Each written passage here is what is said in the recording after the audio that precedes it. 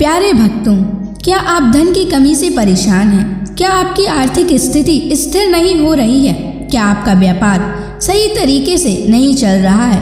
तो आज आप सही वीडियो पर आए हैं, क्योंकि आज हम आपको हनुमान जी का एक ऐसा चमत्कारी और प्रभावशाली मंत्र बताने जा रहे हैं, जिस मंत्र के प्रभाव से अचानक धन प्राप्ति के योग बनते हैं, व्यापार और नौकरी में सफलता मिलती है, घर परिवार में सुख समृद्धि का आगमन होता है। इसलिए प्यारे भक्तों, आप इस मंत्र का जाप नियमित 108 बार करें और पूरी श्रद्धा के साथ करें, क्योंकि इस मंत्र के जाप का फल आपको जल्द ही प्राप्त हो जाएगा। हनुमान जी की उपासना और मंत्रों का जाप जो भी भक्त करता है, उसकी सभी मनोकामनाएं पूरी होती हैं और उसकी सभी समस्याएं हमेशा के लिए खत्म हो जाती हैं। वो सदैव के लिए हनुमान जी के शरणों में चला जाता है और उस पर हमेशा हनुमान जी की असीम कृपा बनी रहती है। इसलिए प्यारे भक्तों, इस मंत्र का जाप नियमित 108 बार करें और जब भी आप इस मंत्र का जाप करें तो इस वीडियो को चला लें। आप इस वीडियो को अपने मोबाइल फ़ोन पर चलाकर अपने घर, दुकान या ऑफिस में छोड़ दें, जिससे हनुमान जी की कृपा उन सभी स्थानों पर भी बनी रहे और आपकी कार्य में आपको सफलता प्राप्त हो। अगर आप हनुमान जी का आशीर्वाद प्राप्त करना चाहते हैं तो इस वीडियो को लाइक और चैनल को सब्सक्राइब जरूर कर दीजिए और कमेंट बॉक्स में हनुमान जी की जय अवश्य लिख दीजिए। तो चलिए भक्तों, मंत्र का जाप करना प्रारंभ करते हैं। ओम हनुमते वज्रदेहाय कर्म सिद्धिं कुरु स्वाहा। ओम हनुमते वज्रदेहाय कर्म सिद्धिं कुरु स्वाहा। ओम हनुमते वज्रदेहाय कर्म सिद्धिं कुरु स्वाहा। ओम हनुमते वज्रदेहाय कर्म सिद्धिं कुरु स्वाहा। ओम हनुमते वज्रदेहाय कर्म सिद्धिं कुरु स्वाहा। ओम हनुमते वज्रदेहाय कर्म सिद्धिं कुरु स्वाहा। ओम हनुमते वज्रदेहाय कर्म सिद्धिं कुरु स्वाहा। ओम हनुमते वज्रदेहाय कर्म सिद्धिं कुरु स्वाहा।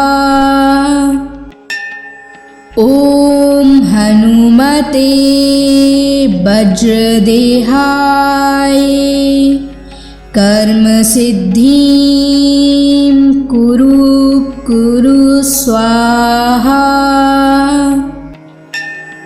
ओम हनुमते वज्रदेहाय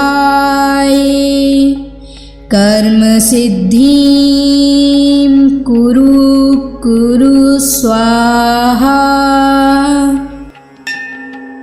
ओम हनुमते वज्रदेहाय कर्म सिद्धिं कुरु स्वाहा। ओम हनुमते वज्रदेहाय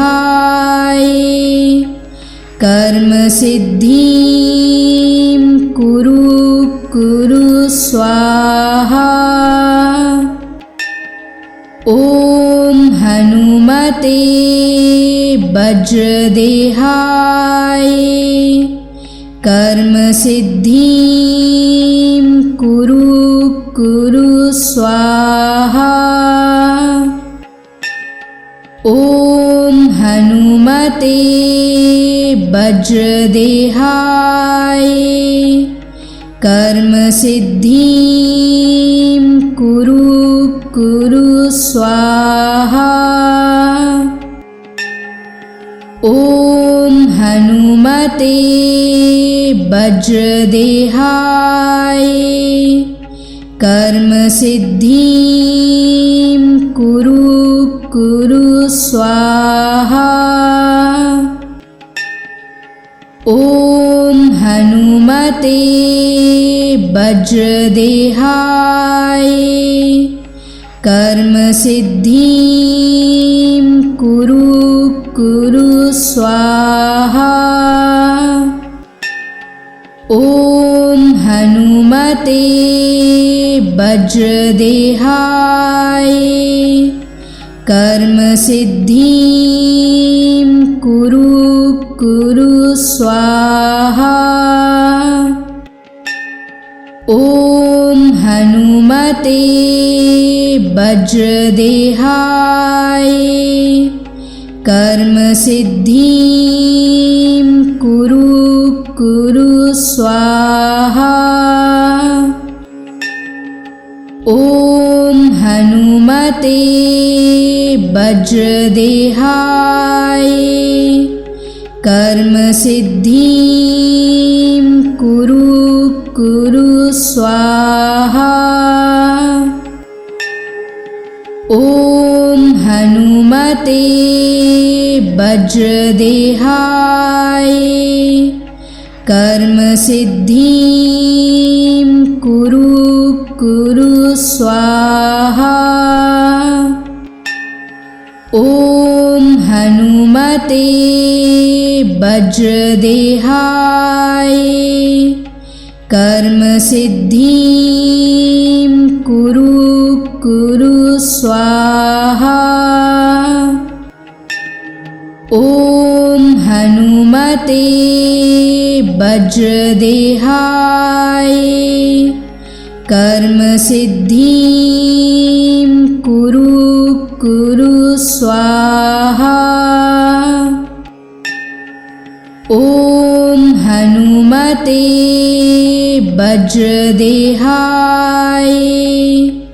कर्म सिद्धिं कुरु कुरु स्वाहा।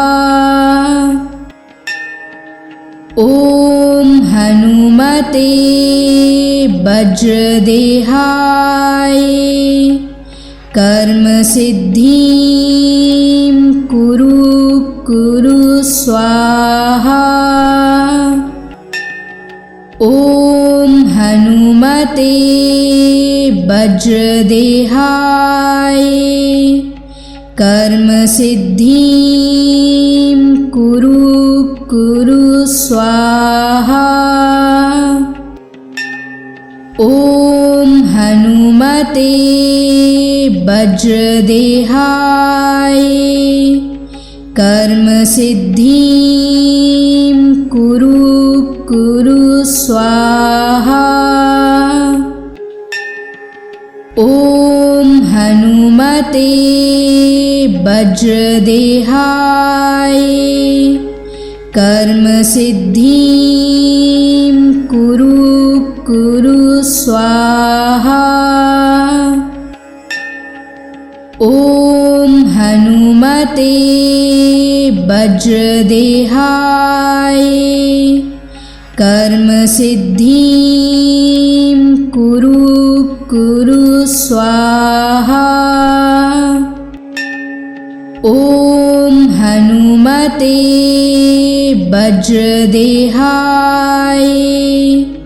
कर्म सिद्धिं कुरु कुरु स्वाहा। स्वाहा। ॐ हनुमते वज्रदेहाय कर्म सिद्धिं कुरु स्वाहा। ॐ हनुमते वज्रदेहाय कर्म सिद्धिं कुरु स्वाहा। ॐ हनुमते वज्रदेहाय कर्म सिद्धिं कुरु स्वाहा। ॐ हनुमते वज्रदेहाय कर्म सिद्धिं कुरु स्वाहा। ॐ हनुमते वज्रदेहाय कर्म सिद्धिं कुरु स्वाहा। ॐ हनुमते वज्रदेहाय कर्म सिद्धिं कुरु स्वाहा। ॐ हनुमते वज्रदेहाय कर्म सिद्धिं कुरु स्वाहा। ॐ हनुमते वज्रदेहाय कर्म सिद्धिं कुरु स्वाहा। ॐ हनुमते वज्रदेहाय कर्म सिद्धिं कुरु स्वाहा। ॐ हनुमते वज्रदेहाय कर्म सिद्धिं कुरु स्वाहा। ॐ हनुमते वज्रदेहाय कर्म सिद्धिं कुरु स्वाहा। ॐ हनुमते वज्रदेहाय कर्म सिद्धिं कुरु स्वाहा। ॐ हनुमते वज्रदेहाय कर्म सिद्धिं कुरु स्वाहा। ॐ हनुमते वज्रदेहाय कर्म सिद्धिं कुरु स्वाहा। ॐ हनुमते वज्रदेहाय कर्म सिद्धिं कुरु स्वाहा। ॐ हनुमते वज्रदेहाय कर्म सिद्धिं कुरु स्वाहा। ॐ हनुमते वज्रदेहाय कर्म सिद्धिं कुरु स्वाहा। ॐ हनुमते वज्रदेहाय कर्म सिद्धिं कुरु कुरु स्वाहा। ॐ हनुमते वज्रदेहाय कर्म सिद्धिं कुरु कुरु स्वाहा। ॐ हनुमते वज्रदेहाय कर्म सिद्धिं कुरु कुरु स्वाहा। ॐ हनुमते वज्रदेहाय कर्म सिद्धिं कुरु कुरु स्वाहा। ॐ हनुमते वज्रदेहाय कर्म सिद्धिं कुरु कुरु स्वाहा। ॐ हनुमते वज्रदेहाय कर्म सिद्धिं कुरु कुरु स्वाहा। ॐ हनुमते वज्रदेहाय कर्म सिद्धिं कुरु कुरु स्वाहा। ॐ हनुमते वज्रदेहाय कर्म सिद्धिं कुरु कुरु स्वाहा। ॐ हनुमते वज्रदेहाय कर्म सिद्धिं कुरु कुरु स्वाहा। ॐ हनुमते वज्रदेहाय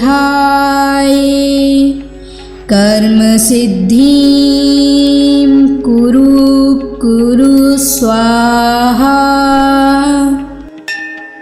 ॐ हनुमते वज्रदेहाय कर्म सिद्धिं कुरु कुरु स्वाहा। ॐ हनुमते वज्रदेहाय कर्म सिद्धिं कुरु कुरु स्वाहा। ॐ हनुमते वज्रदेहाय कर्म सिद्धिं कुरु कुरु स्वाहा। ॐ हनुमते वज्रदेहाय कर्म सिद्धिं कुरु कुरु स्वाहा। ॐ हनुमते वज्रदेहाय कर्म सिद्धिं कुरु कुरु स्वाहा। ॐ हनुमते वज्रदेहाय कर्म सिद्धिं कुरु कुरु स्वाहा। ॐ हनुमते वज्रदेहाय कर्म सिद्धिं कुरु कुरु स्वाहा। ॐ हनुमते वज्रदेहाय कर्म सिद्धिं कुरु कुरु स्वाहा। ॐ हनुमते वज्रदेहाय कर्मसिद्धिं कुरु स्वाहा। ॐ हनुमते वज्रदेहाय कर्मसिद्धिं कुरु स्वाहा। ॐ हनुमते वज्रदेहाय कर्मसिद्धिं कुरु स्वाहा। ॐ हनुमते वज्रदेहाय कर्मसिद्धिं कुरु स्वाहा। ॐ हनुमते वज्रदेहाय कर्मसिद्धिं कुरु स्वाहा। ॐ हनुमते वज्रदेहाय कर्मसिद्धिं कुरु स्वाहा। ॐ हनुमते वज्रदेहाय कर्मसिद्धिं कुरु स्वाहा। ॐ हनुमते वज्रदेहाय कर्मसिद्धिं कुरु स्वाहा। ॐ हनुमते वज्रदेहाय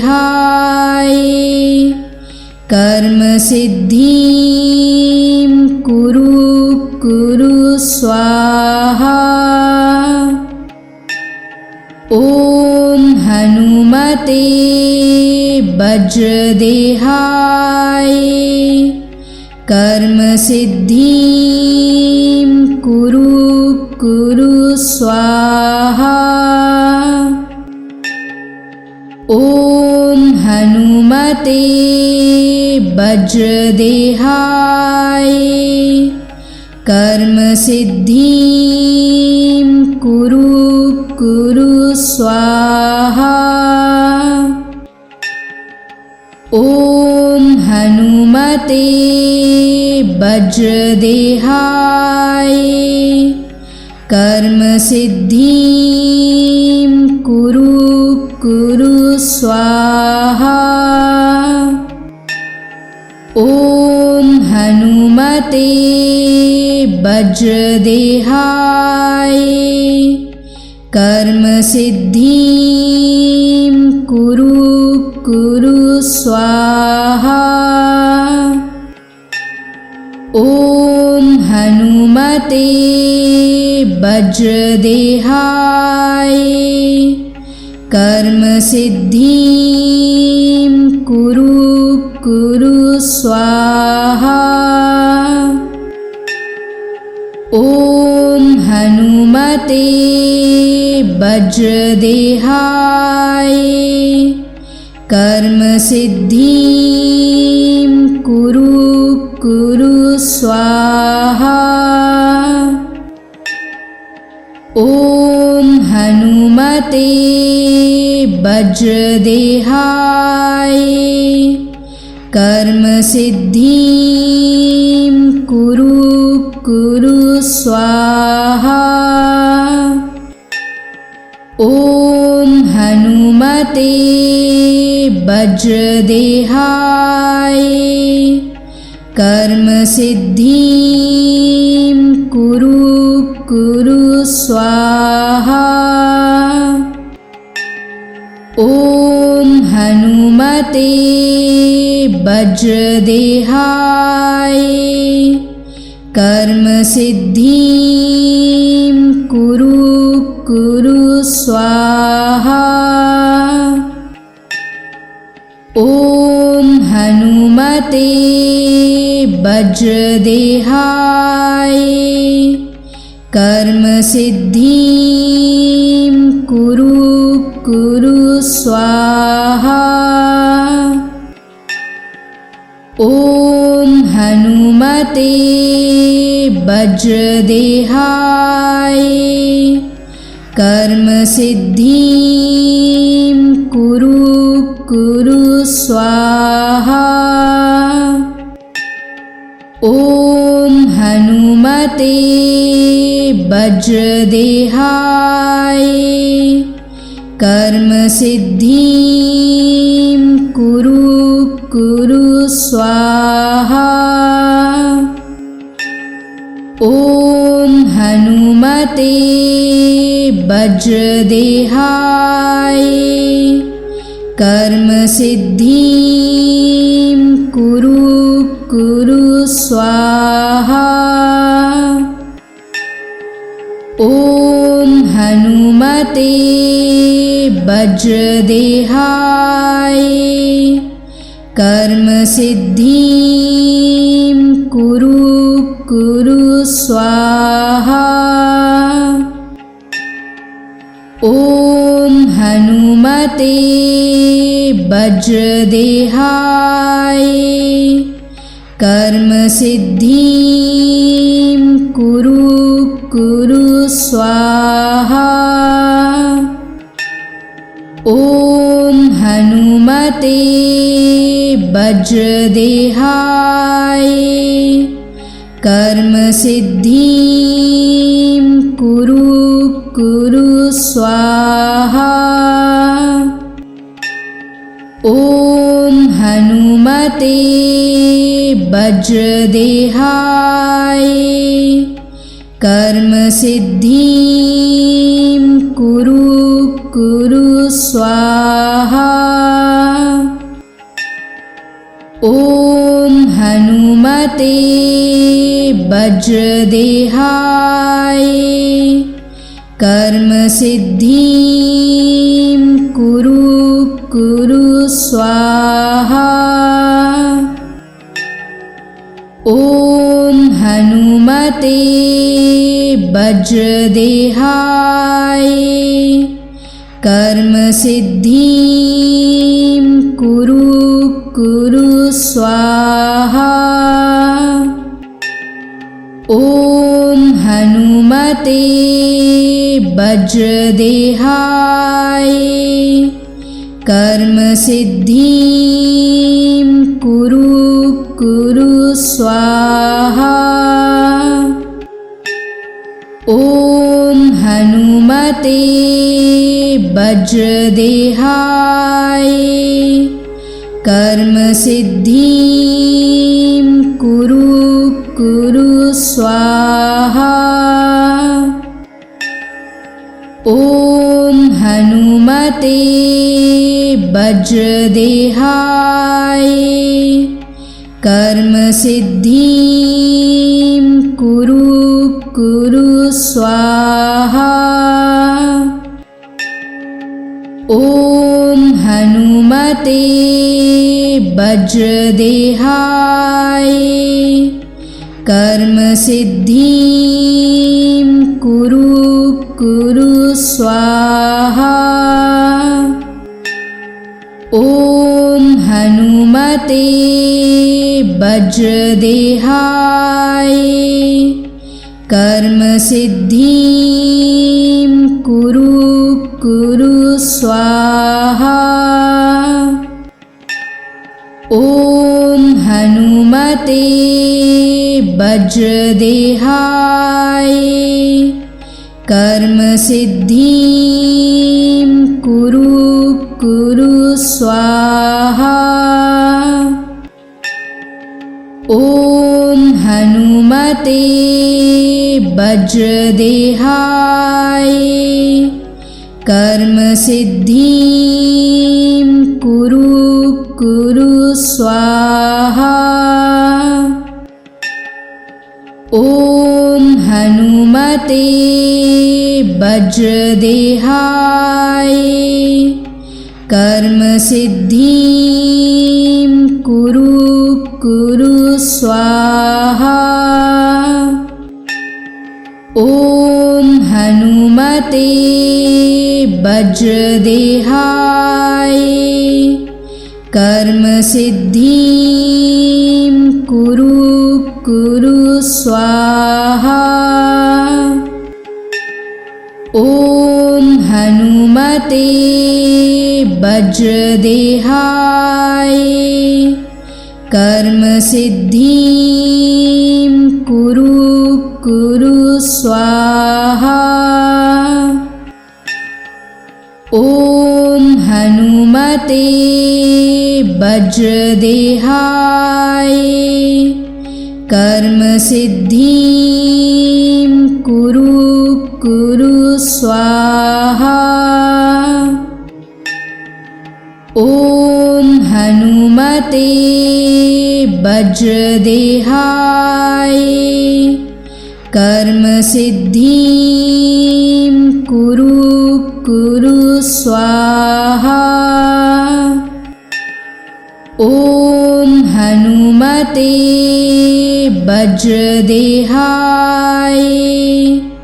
कर्म सिद्धिं कुरु स्वाहा। ॐ हनुमते वज्रदेहाय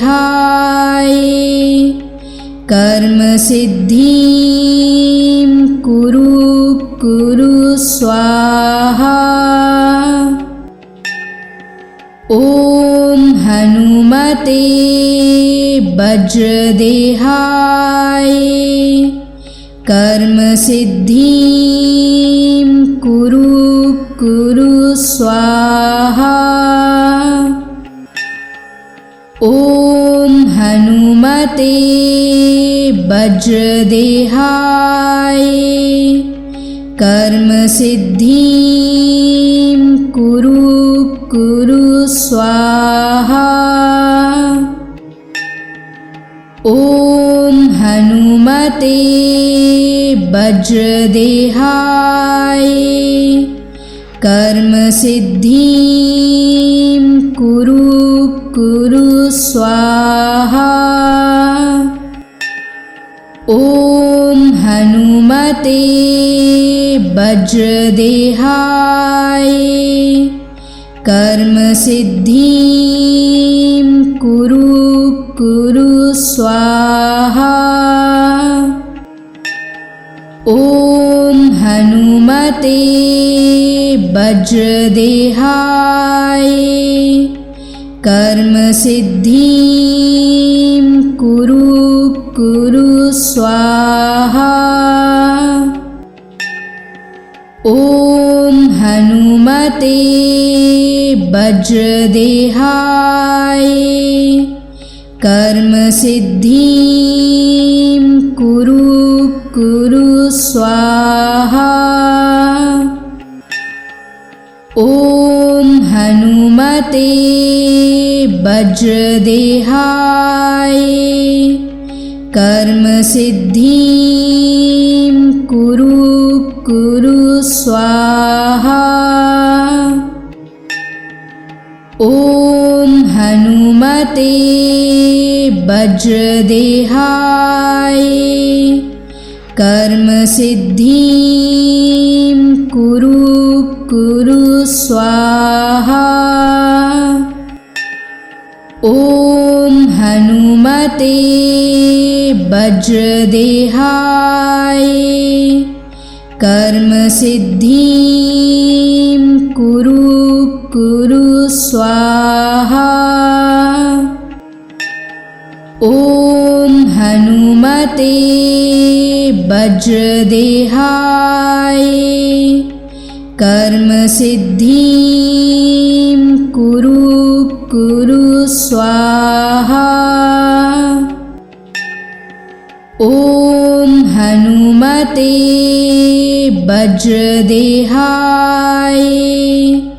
कर्म सिद्धिं कुरु कुरु स्वाहा। ॐ हनुमते वज्रदेहाय कर्म सिद्धिं कुरु कुरु स्वाहा।